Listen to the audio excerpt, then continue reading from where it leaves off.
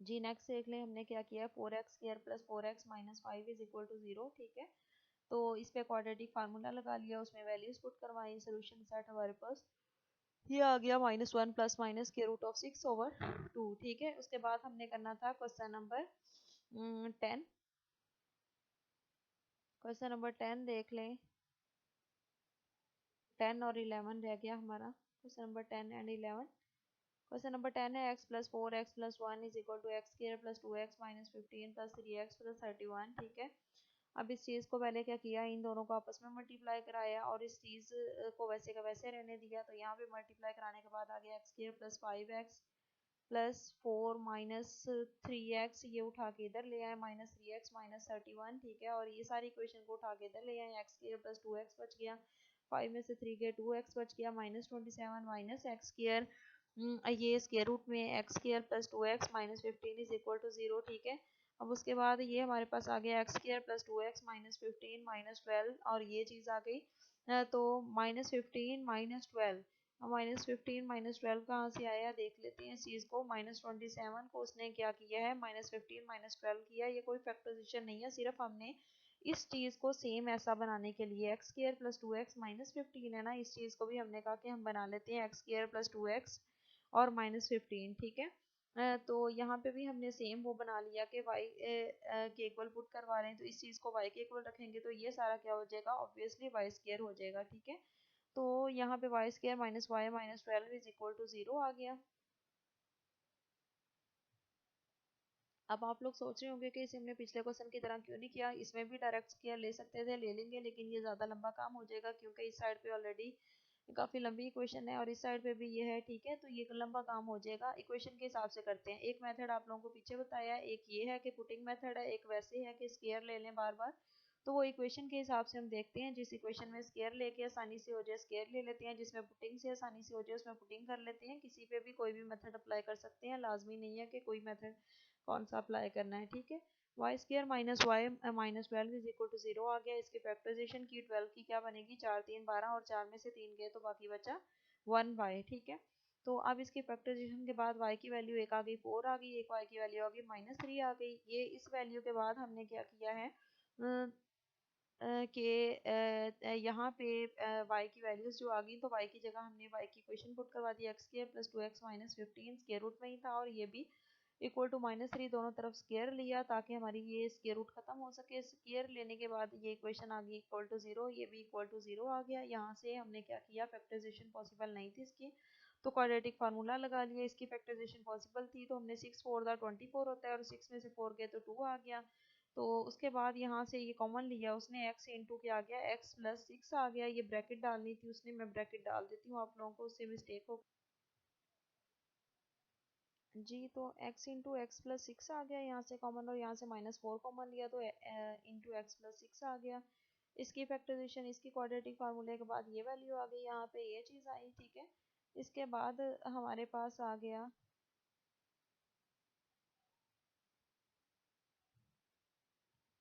ये वैल्यूज आ गई इनकी, और वो कहता है चेक करने के बाद हमारे पास जो रिजल्ट्स आए हैं वो आए हैं कि हमारे पास चेकिंग के बाद -6 एंड 4 आर एक्सट्रेनियस रूट्स, ये हमारे पास ये वैलिड रूट्स नहीं है, ये हमारा वो सही रिजल्ट नहीं है वो कहता।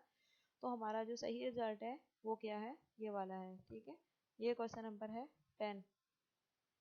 इसमें देख लेते हैं नेक्स्ट पेज पे, तो हमारा जो आंसर है वो कहता है कि ये वाला है, -1 प्लस -4 स्क्वायर रूट ऑफ 2, ये आंसर है, वो पिछले वाला आंसर नहीं है।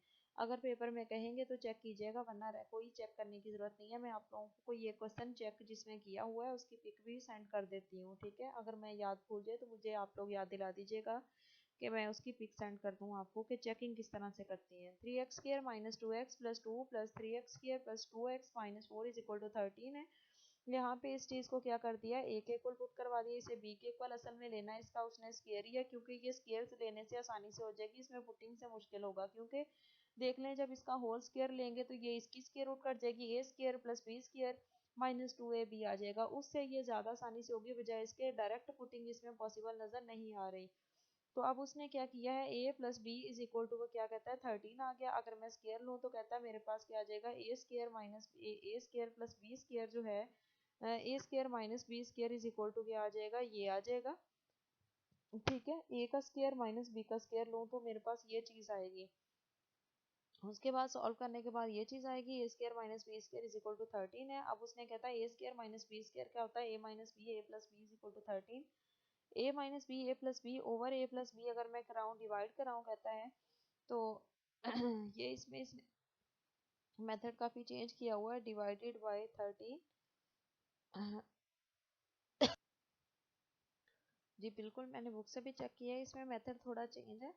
तो देख लें, हमने एहतियात से देखें हमने क्या किया, इसे ए के इक्वल रखा है, इसे बी के इक्वल रखा है, ए आ गया ये, बी आ गया ये, तो ए प्लस बी कहता अगर हम करें तो इक्वल टू क्या आएगा 13, क्योंकि इसका नाम हमने ए रखा है, इसका नाम बी रखा है, तो यानी a plus b is equal to क्या है 13।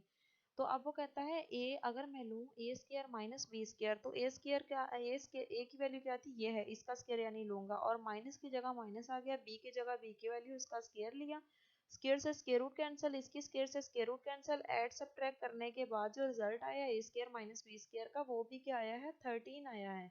ठीक है, ये सॉल्व करके आया, 3x स्क्र से 3x स्क्र कैंसिल, 2x से 2x कैंसिल, और 9 और 4 कितना हो गया 13 आ गया। वो कहता है a square minus b square क्या आ रहा है, वो भी 13 आ रहा है, और a प्लस बी वैसे हमने यहाँ से हमने इक्वेशन से रखा था वो 13 था। अब वो कहता है a square minus b square is equal to 13 अगर है, तो इसका ये तो फार्मूला खुलता है, a square minus b square का फार्मूला क्या है, a minus B into A plus B होता है इज इक्वल टू 13। अब वो कहता है डिवाइडेड इक्वेशन नंबर 2 को अगर हम डिवाइड करा दें किस पे, इक्वेशन नंबर 1 पे डिवाइड करा दें, इक्वेशन नंबर 2 को इक्वेशन नंबर 1 पे डिवाइड कराएं, तो हमारे पास ये चीज़ आ जाएगी, क्या किया है, इस इक्वेशन को उस इक्वेशन पे डिवाइड कराया, तो a प्लस बी से a प्लस बी कैंसिल हो जाएगा, a minus b is equal to क्या आ गया 13 से 13 cancel, a minus b is equal to क्या आ गया 1 आ गया। अब वो कहता है by adding and subtracting 1 and 2, 1 और 2 को हमने सब्ट्रैक्ट किया है, a प्लस बी और a minus b is equal to 1, इनको दोनों को ऐड सब्ट्रैक्ट किया, इन्हें एडिंग और सब्ट्रैक्टिंग के बाद a की वैल्यू आ गई 7, b की वैल्यू आ गई 6 आ गई। खुद सोचें, 1 इक्वेशन को जब 2 के अंदर हम 3 के अंदर सॉरी ऐड करेंगे तो क्या होगा, b से b कैंसिल हो जाएगा, a और a कितना हो जाएगा 2a, और 13 और 1 14, 14 पे जब जाके 2 डिवाइड होगा तो 7 7 ही आएगा ना, 2 7 दा 14।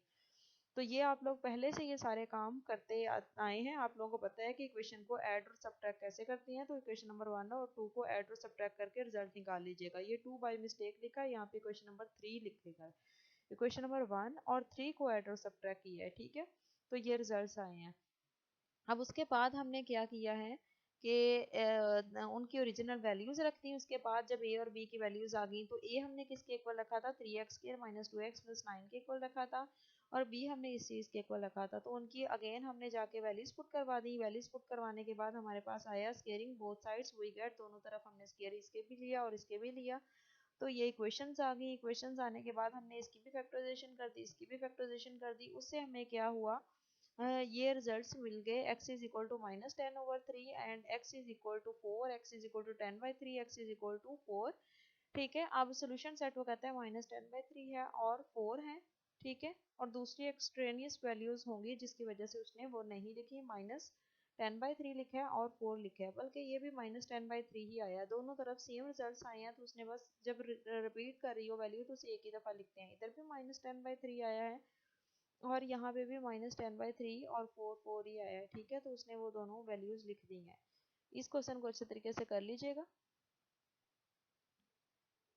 ओके जी, अल्लाह हाफिज़।